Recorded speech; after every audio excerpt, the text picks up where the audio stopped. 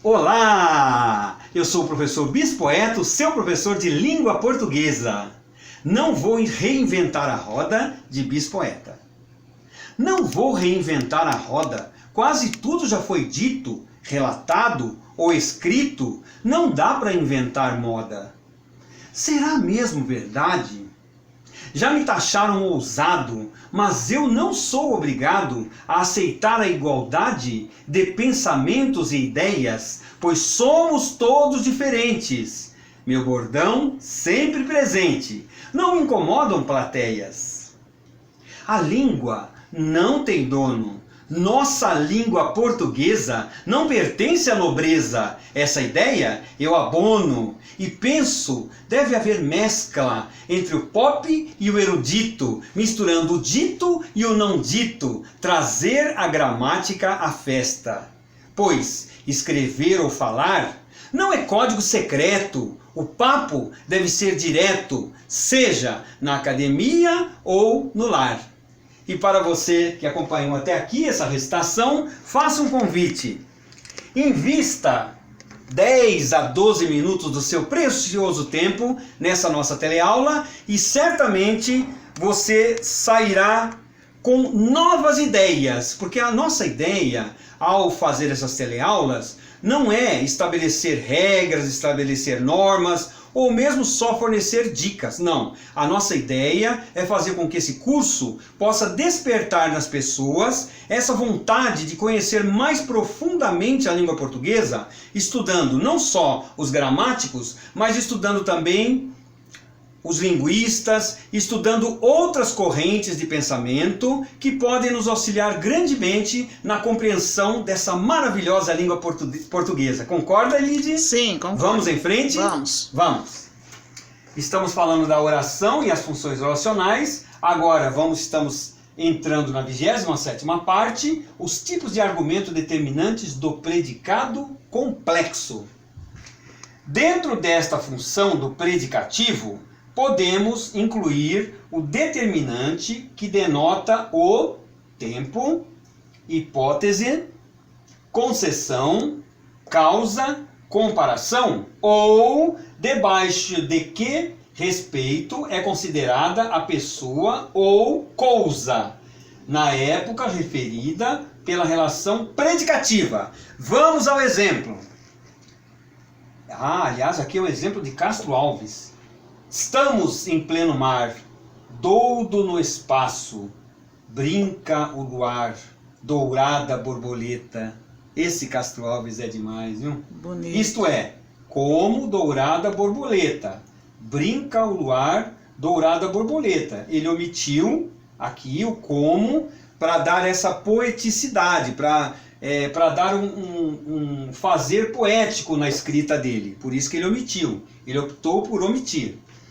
Vamos Professor, a um outro. E esse estamos com essa aí, sem Estamos. Isso é característico também do Castro Alves. Estamos. Porque em Portugal, as vogais não são muito pronunciadas. Então ele fez aqui como os portugueses, nossos amigos do outro lado do Atlântico, pronunciam. Omitindo, praticamente fazendo com que a vogal seja pronunciada muito de leve, que é como ele fez aqui, talvez buscando um contato com a língua falada do outro lado do Atlântico. Tudo bem? Tudo bem. Ok. Obrigado. De nada. Rainha, esquece o que sofreu, vassala. Aqui já é uma fala de Bocage, outro grande nome da língua portuguesa. Isto é, como rainha, esquece o que sofreu quando vassala. Olha como ele sintetizou. Por que nós fazemos isso? Eu me atrevo a incluir na categoria de poeta, porque eu também costumo fazer isso. Às vezes eu quero fazer com que o verso caiba em 7 sílabas poéticas. Para isso, eu tenho que cortar, tenho que diminuir, tenho que mudar palavras, para poder fazer. Isso aqui que o Bocage fez nessa situação, para poder obter o efeito estético que ele pretendia. Ele acabou falando simplesmente: rainha, esquece o que sofreu, vassala. Ou seja, isto é, como rainha, esquece o que sofreu quando vassala. Vassala, logicamente, ela não era nobre, ela era uma vassala, certo? Ela não era da nobreza. Também esses predicativos podem vir introduzidos por preposição ou advérbio, ou palavras em função equivalente. Exemplos. Em rapaz dizia verdades que quando velho silenciou. Audaz Dom Quixote, ele entrou na discussão.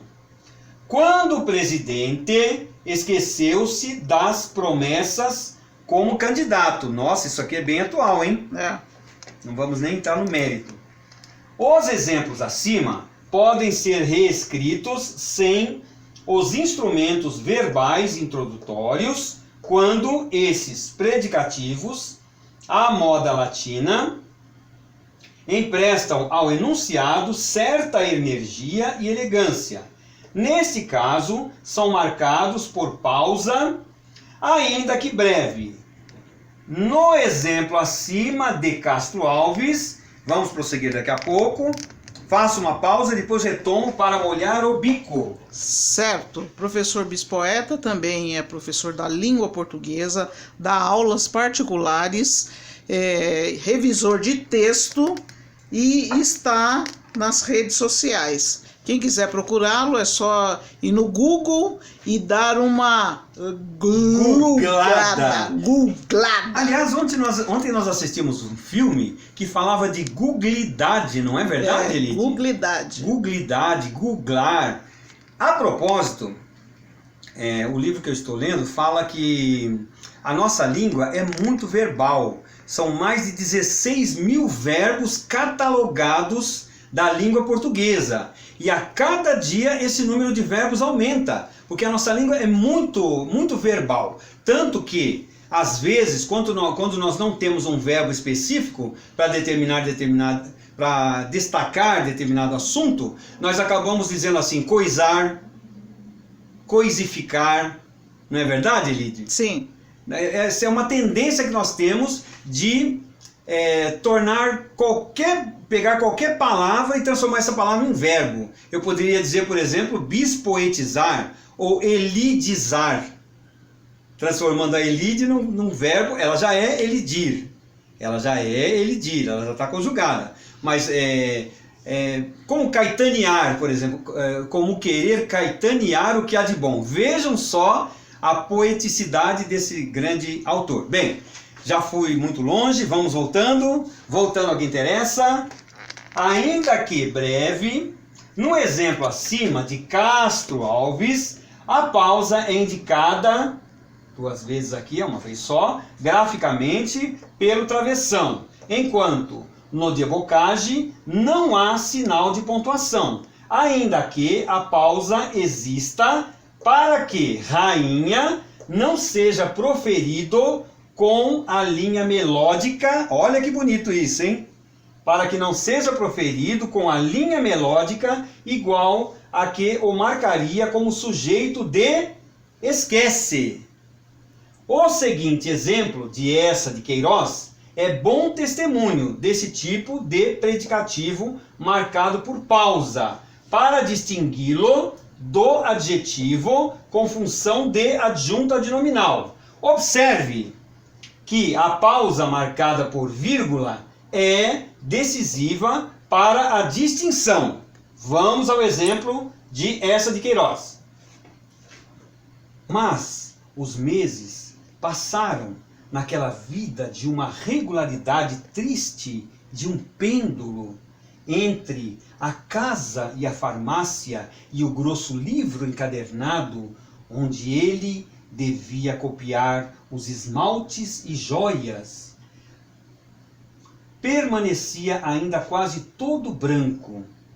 Lá estavam os 3 poemas que o pensamento acolhera. Ofélia, a ti, que era a Aninha Serrana, amada, e Mulher de Mármore, que era a Aninha Serrana, odiada. Eu li até num tom diferente para vocês perceberem a sutileza de essa de Queiroz, escritor português.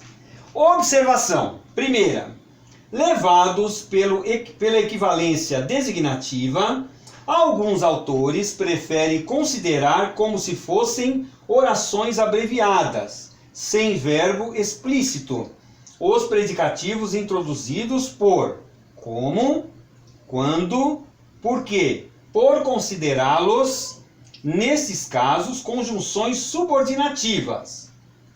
Exemplo, quando era presidente. Percebam que a omissão do verbo aqui permitiu que nós continuássemos entendendo o exemplo. Segunda, exemplos como o já citado. Os rios sonorosos corriam. Aproximam formalmente este tipo de anexo predicativo. Anexo predicativo. Pronto. E assim estamos chegando ao final de mais esta teleaula. Muito felizes por podermos compartilhar esses momentos, que são momentos para mim de muita alegria, para mim, para a Elide e para outras pessoas que acompanham, porque aqui é o momento de nós celebrarmos a língua portuguesa. Porque afinal de contas, como eu disse no poema, a língua portuguesa não é um código secreto, tanto para fala quanto para escrita. Basta apenas querermos estudar um pouco. Nós não gastamos 2, 3 anos estudando outro idioma? E por que não passar a nossa vida toda que seja estudando a nossa língua e sermos perfeitamente profícuos no uso da nossa língua? Esse é o meu convite. Estudem a nossa língua com carinho, não com aquela cara de língua portuguesa. Não. Estudem com vontade, com afinco, certamente serão bem-sucedidos, ok? Sejam muito felizes e fiquem com Deus.